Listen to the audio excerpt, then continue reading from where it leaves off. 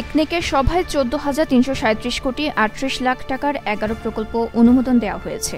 অনুমোদিত প্রকল্পের মধ্যে রয়েছে চট্টগ্রামের বোয়ালখালী কর্ণফুলী নদী এবং সংযুক্ত খালসমূহের বিভিন্ন স্থানে ভাঙন রোধকল্পে তীর সংরক্ষণ কাজ প্রকল্প এবং দক্ষিণ চট্টগ্রামের বাঁশখালী ও আনোয়ারা উপজেলায় টেকসই পানি ব্যবস্থাপনা প্রকল্প। মঙ্গলবার প্রকল্পগুলো অনুমোদন দেওয়া হয়। কোরবানির ঈদকে সামনে রেখে আগামী 2 জুন থেকে ট্রেনের আগাম টিকিট বিক্রি শুরু করবে বাংলাদেশ রেলওয়ে। আগামী 17 জুন ঈদ হবে ধরে নিয়ে এবারের ঈদ যাত্রার সূচি সাজিয়েছে রেল কর্তৃপক্ষ। সে অনুযায়ী আগাম টিকিট বিক্রি চলবে 6 জুন পর্যন্ত। এবারও শতভাগ টিকিট অনলাইনে বিক্রি হবে যাত্রা দিনের 10 দিন আগে। প্রথম দিন অর্থাৎ 2 জুন দেওয়া হবে 12 জনের টিকিট, 13 জনের টিকিট মিলবে 3 জুন, 14 জনের টিকিট মিলবে 4 জুন, 15 জনের টিকিট পাওয়া যাবে 5 জুন এবং 16 জনের টিকিট কেনা যাবে 6 জুন।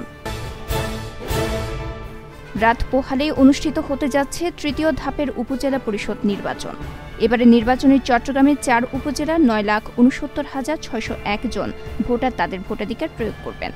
নির্বাচন সুষ্ঠু করতে এরই মধ্যে সব প্রস্তুতি সম্পন্ন করেছে নির্বাচন কমিশন। 4 উপজেলা 356 ভোট কেন্দ্রে 2,357 বুথে সকাল 8টা থেকে বিকেল 4টা পর্যন্ত চলবে ভোট গ্রহণ। প্রশ্ন ফাঁসের অভিযোগ ওঠায় তৃতীয় ধাপে ঢাকা ও চট্টগ্রাম বিভাগে শিক্ষক নিয়োগ পরীক্ষার কার্যক্রম স্থগিতের নির্দেশ দিয়েছেন হাইকোর্ট।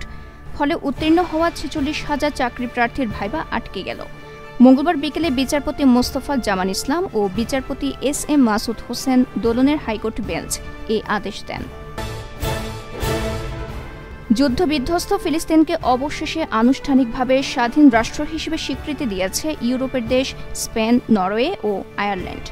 মঙ্গলবার 3 দেশের পক্ষ থেকেই এই ঘোষণা আসে। ন্যায় বিচারের দিকে ঐতিহাসিক পদক্ষেপ এবং শান্তি অর্জনের একমাত্র পথ হিসেবে ফিলিস্তিনকে একটি রাষ্ট্র হিসেবে স্বীকৃতি দিয়েছে স্পেন। স্বীকৃতির ঘোষণায় এ কথাই জানিয়েছেন স্পেনের প্রধানমন্ত্রী পেদ্রো সানচেস।